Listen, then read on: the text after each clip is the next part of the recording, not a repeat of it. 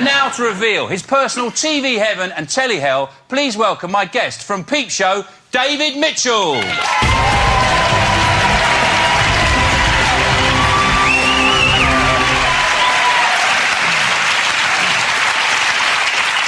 Thanks, David. Thanks for coming on. Now, this show is all about what you love and hate on the television. Now, firstly, do you watch a lot of telly?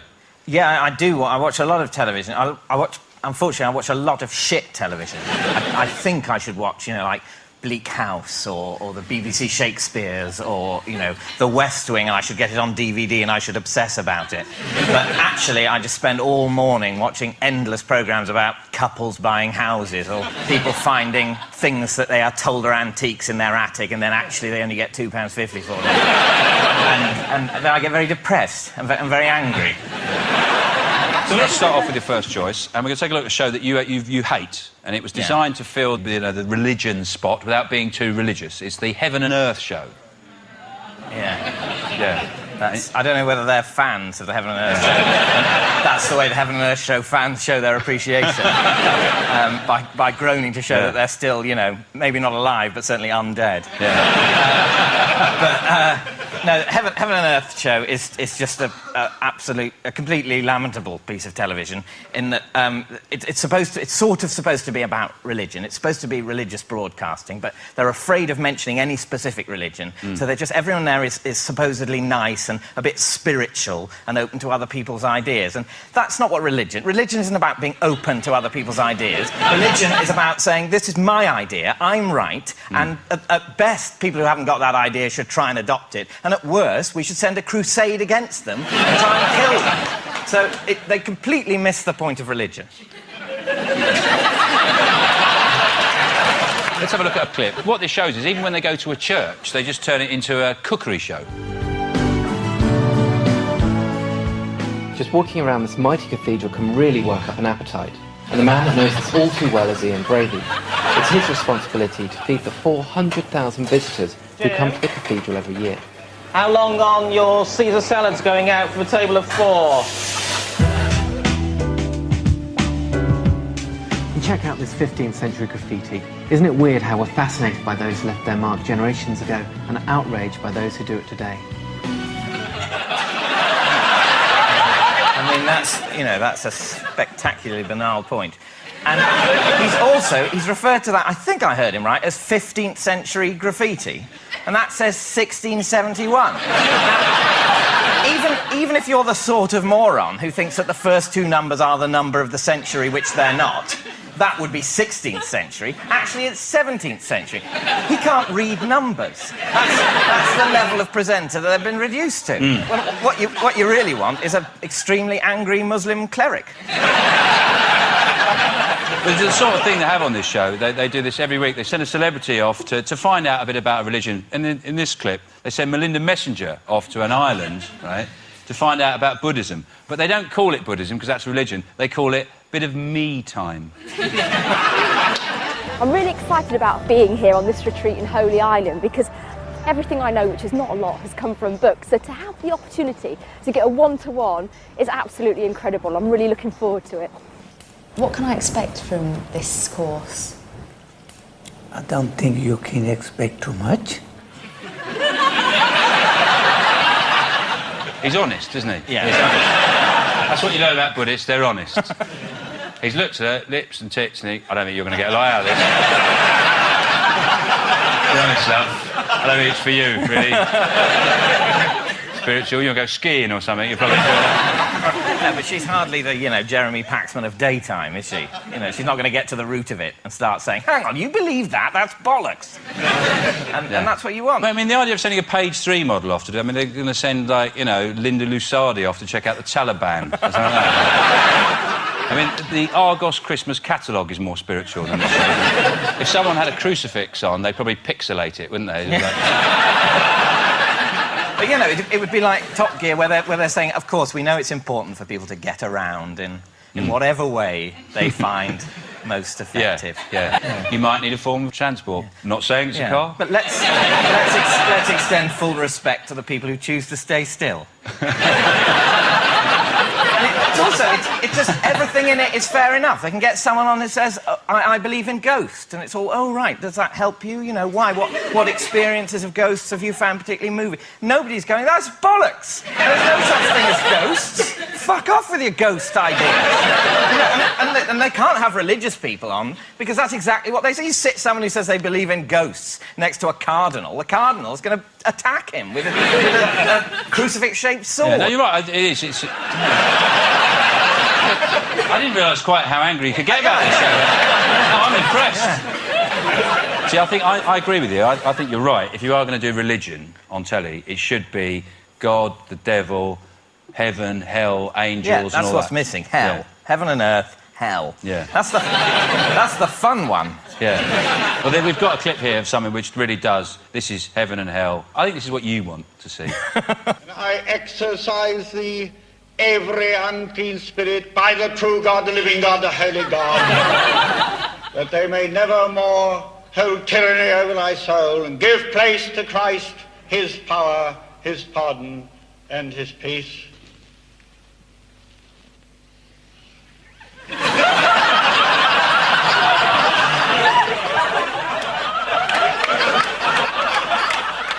to the place prepared by God and give place to Christ, his power, his pardon, and his peace.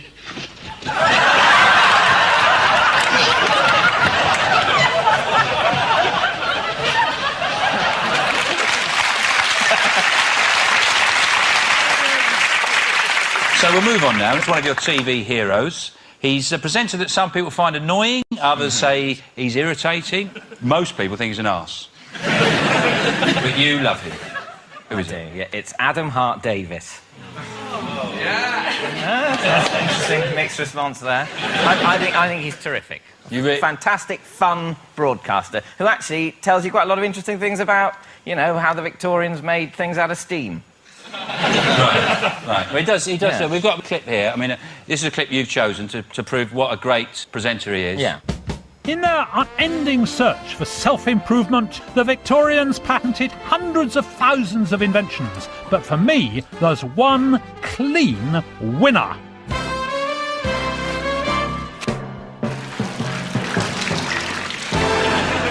The velocipede shower. And the wonderful thing about this piece of apparatus is it allows a chap to get fit and get clean at the same time.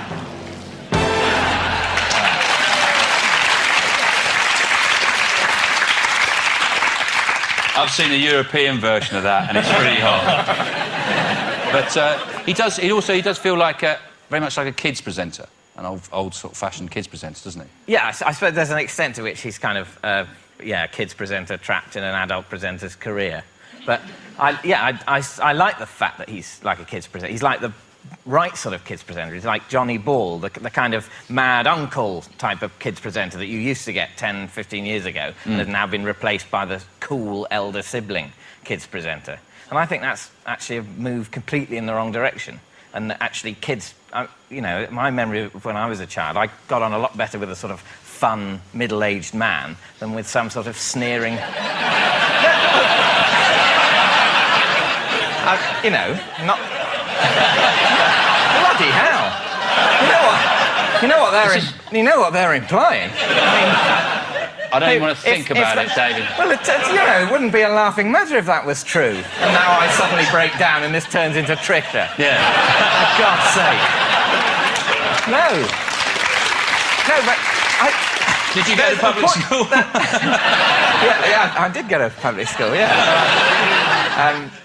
The flashbacks. Yeah. But it's a serious point that actually the idea of children and middle-aged men sort of enjoying each other's company and middle-aged men sort of being fond of children, but not in a dirty way. That's apparently, oh, no, there must be a teenager or 21, otherwise we assume they're a pedo. Well, that's terrible, isn't it? We didn't assume that Johnny Ball was a pedo.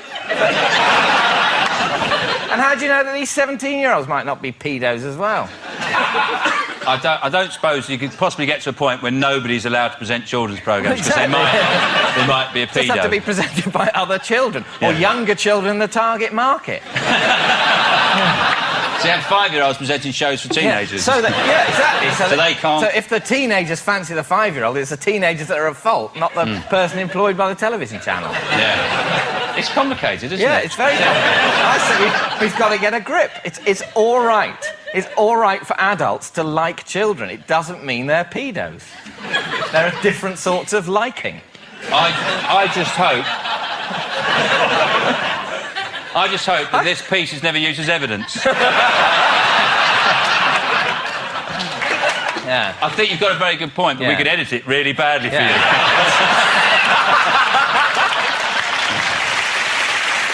You can't even mention it, David, these days. No, I know. I've made, I thought, a fairly uncontentious point, that not all adults are paedophiles, but apparently that means I'm hiding something.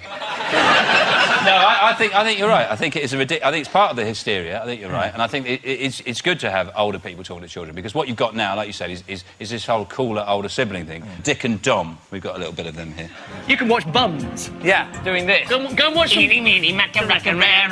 Go and watch them bums. Go. Palm stick.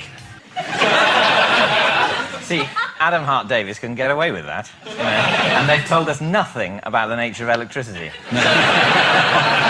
and it's just all this sort of, let's be anarchic, children like anarchy.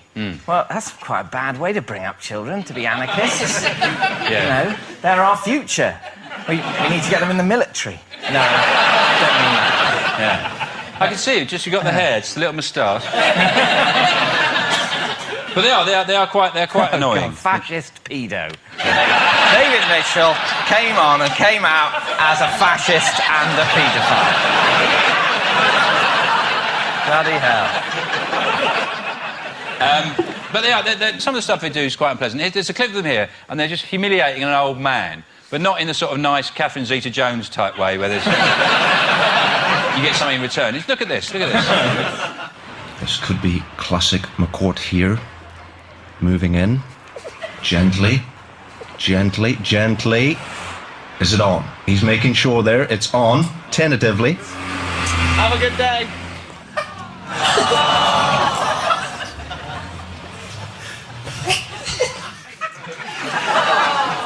That's horrible, that, You know, yeah, he's just a nice old man. He smiled. He didn't think, oh, horrible young person. You know, you didn't fight in the war. He was smiling, bit of company. I've been patted on the back by a young person. Maybe I'll make a new friend.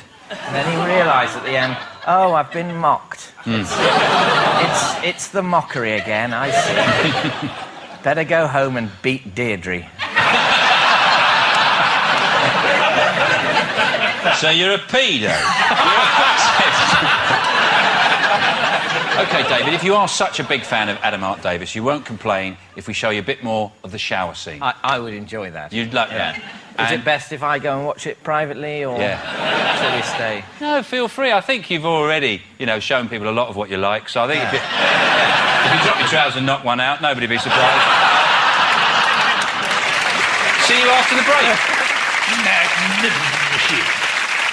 No home should be without one.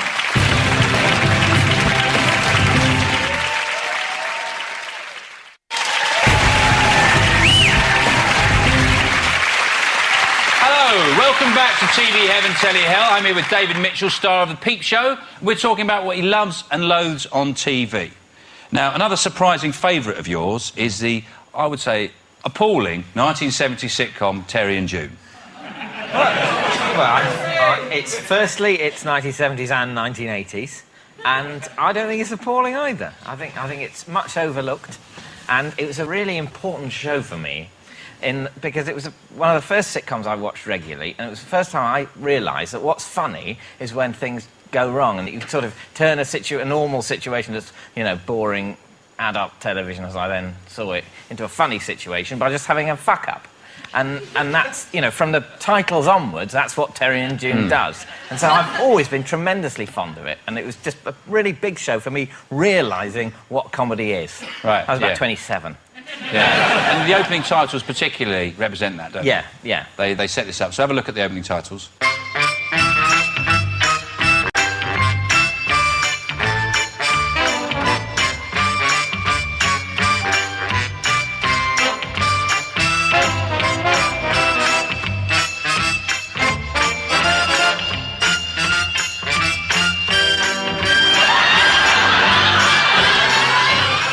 Well, they were laughing in 1977. They've got a few laughs. A few today. laughs, yeah. It does feel like it's slapstick. It's very safe, Yeah, isn't it? yeah. It's just everything will be fine. Just Terry keeps banging his head. And so, we put a little montage of his head banging skills. He's very good at it.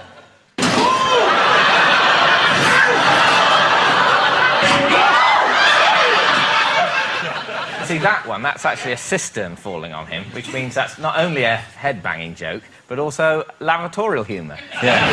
That's genius. It is what it is, isn't it? It's about... Well, yeah, I mean, it's a simple situation, and it stands or falls on whether you give a damn about the characters. And I always liked them.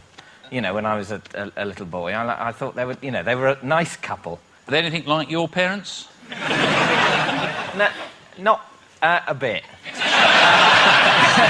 There was particularly one thing that really I remember seeing. It's a Christmas episode, and he's getting some Christmas lights out, and it's on the tree. But obviously, the bloody Christmas lights don't really work very well. And every time the lights go out, he has to stamp, and they come back on again. And it's very funny, Terry Scott, throughout the scene, stamping and getting more and more irate. And that very much reminded me of my dad's annual fury at the Christmas lights. He'd put them away working. Some, evil elf would break them in the attic each year. Obviously, what he'd never considered doing is buying new Christmas lights. That's because he's of a generation where he's not into the chuck everything out economy that we all enjoy now. Yeah. If he went to Pret-a-Manger, he'd keep the packet. But I can't see the connection, really, between the cosy world of Terry and June and Peep Show. Because in Peep Show, one of the features of it is you get to hear the characters' thoughts, don't you? Yeah. And I think that would have worked really well in Terry and June. If you'd just seen a little bit inside their world, it hadn't been just sort of safe and cosy, a little bit of their thoughts and dreams are in there. So what we thought we'd do is we'd run the opening titles again, and you could read out the thoughts of Terry, and I'll read out the thoughts of June, and we'll try that. If you'd like to have a look at that there. We'll just see what's going on in the minds of Terry and June. Brilliant. Haven't banged my head yet. Might get a blowjob later. If she doesn't taste the vodka. He hasn't banged his head yet. I love it when he does that. It means I don't have to touch him. Lovely. Son drinking a blowjob. What could go wrong? Oh, blimey. You useless fat twat.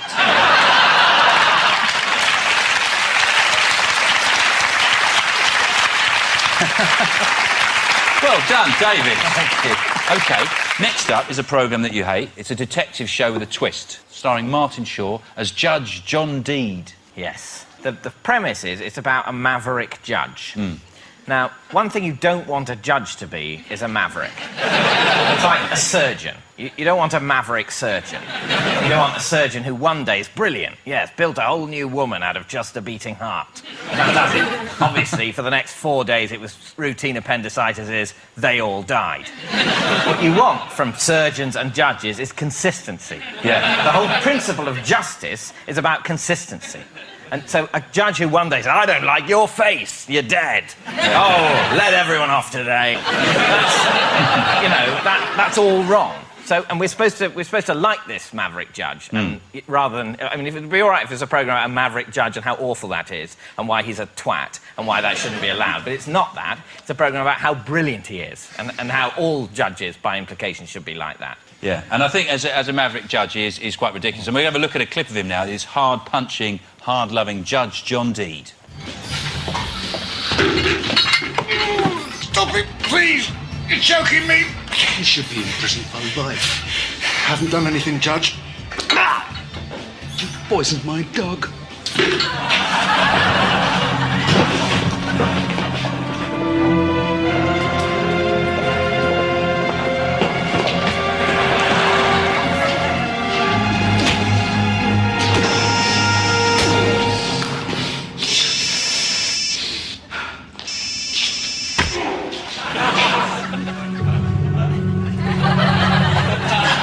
He's a judge. Yeah.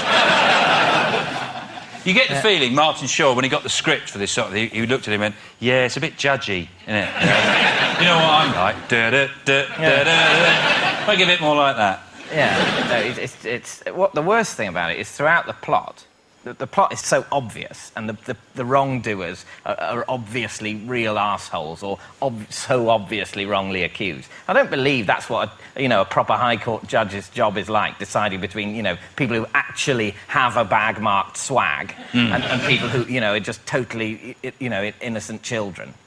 I think it's probably more complicated than that. You probably have to be quite clever, not just a kind of bullshit arsehole. And one of his unusual judge qualities, actually, is the fact that he likes normal sex with women. Which is quite maverick for a judge, isn't it?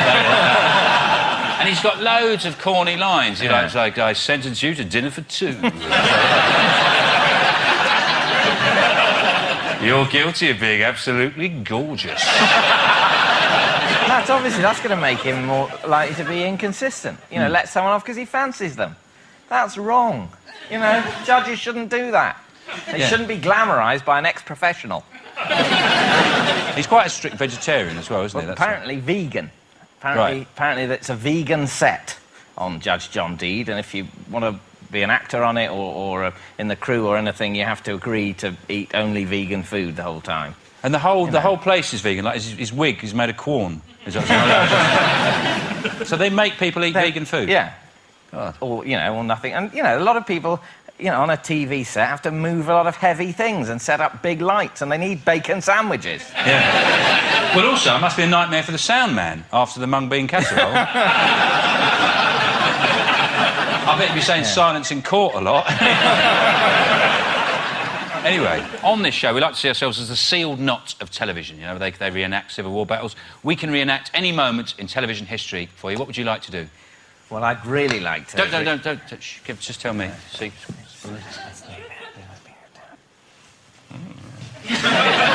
Ladies and gentlemen, David Mitchell!